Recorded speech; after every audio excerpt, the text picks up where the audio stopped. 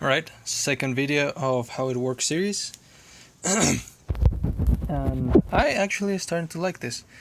I was skeptical and I don't really like my voice in recording, so that's one of the reasons why I didn't do it. Anyways, I don't want to take much time. So, I'm gonna explain how an average pen works.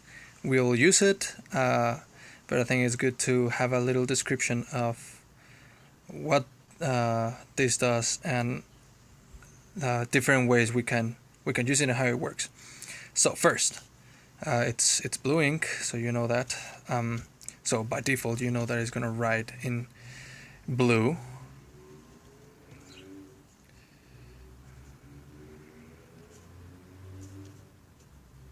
Now,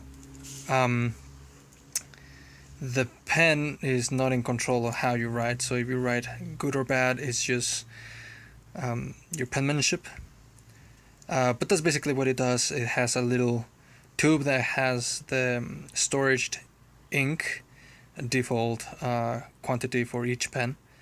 And I think the most important thing is both the tip, which I don't think you guys can tell, but the tip is something like, and it has a little ball, and the ink is distributed by this little rim, well, not rim, like a halo kind of thing, and then the tip is the one that enters in contact with the paper.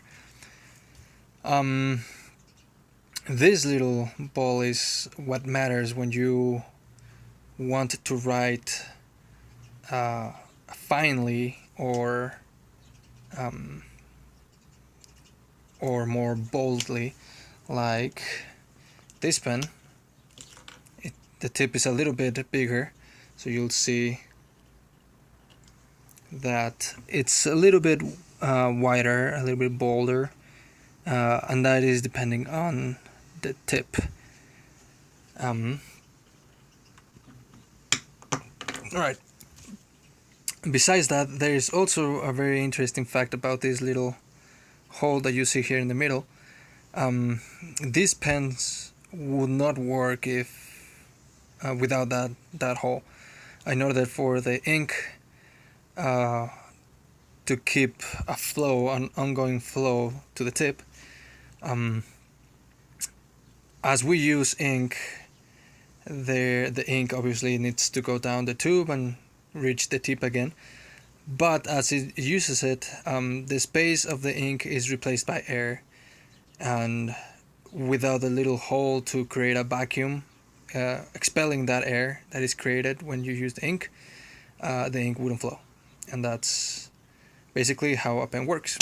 Simple enough.